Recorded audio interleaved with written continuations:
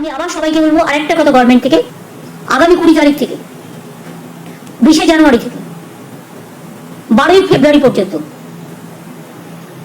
সব polling station অনুযায়ী আমরা স্থানীয় মানুষের, অনেকে তারা ব্লকে যেতে পারে না, দুয়ারে সরকারে হয়তো গেছে, কাজটা হয়নি, নিচু তলায় কিছু লোক তো আছে, আপনারা জানেন, উপর তলাতেও যেমন কিছু একাংশ আছে, নিচু তলাতেও একাংশ আছে, কাজ না করে মানুষকে বারবার করে ঘোরায়।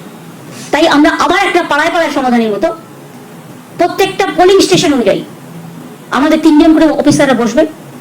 যদি কারো শংসাপত্র নিয়ে কোনো অভিযোগ থাকে জানাবেন দয়া করে, শিডিউল কাস্ট শিডিউল ট্রাইবরা বিশেষ করে।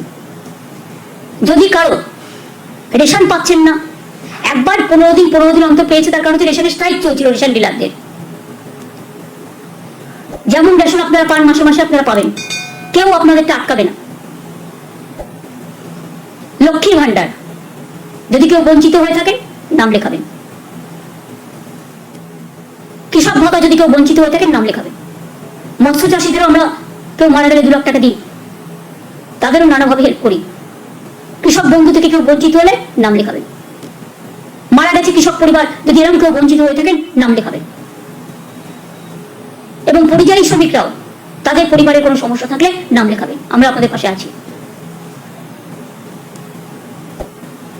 সেই জন্য এটা স্পেশাল, এটার নাম হবে জনসংযোগ যাত্রা। যাত্রা না, জনসংযোগ প্রোগ্রাম, কর্মসূচি। সব বাড়ির লোকেরা জল পাবে। 2024-এর মধ্যেই প্রোগ্রামটা আমরা শেষ করতে চাই।